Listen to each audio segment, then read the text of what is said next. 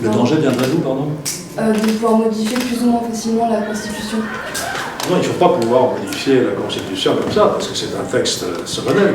Je vous l'ai dit, dans la hiérarchie des normes, il est tout à fait en haut. Le caractère pédopornographique, dans l'heure qui suivait une notification par l'administration pédophile, que le juge puisse être saisi et se prononcer pour savoir s'il y a eu arbitraire ou pas.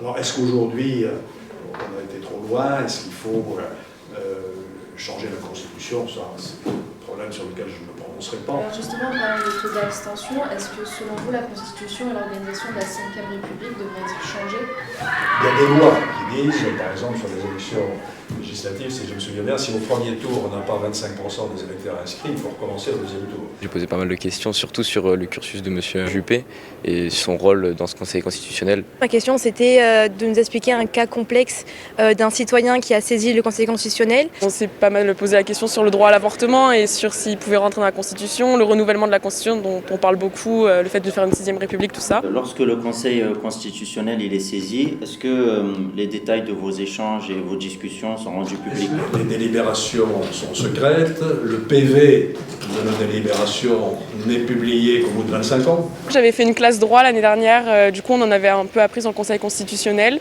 Je connaissais pas tous les membres, mais je savais qu'Alain Juppé en faisait partie. Je ne savais pas exactement le nombre de membres, etc.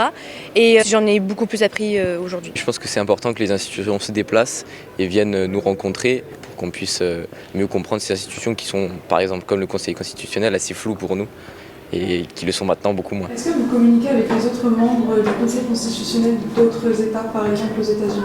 Oui, bien sûr.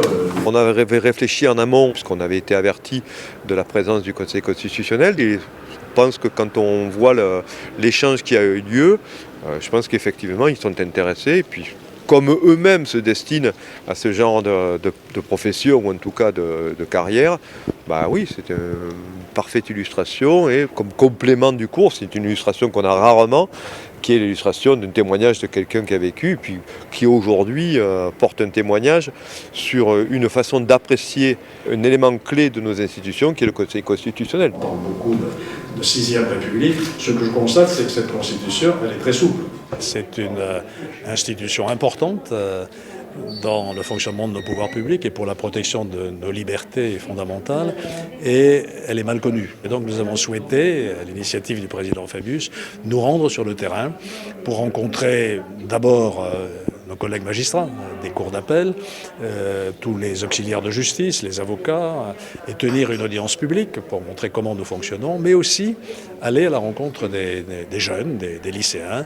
Et je viens de passer une bonne heure d'horloge avec une classe ici, et c'était extrêmement stimulant parce qu'ils avaient des questions pertinentes, une très grande attention. Il y a des questions qui se posent et je crois que le débat méritait d'avoir lieu. Le général de Gaulle, lorsqu'il a conçu la Constitution de 1958, qui était une révolution, a voulu renforcer d'une certaine manière le pouvoir exécutif et encadrer les relations entre exécutif et législatif.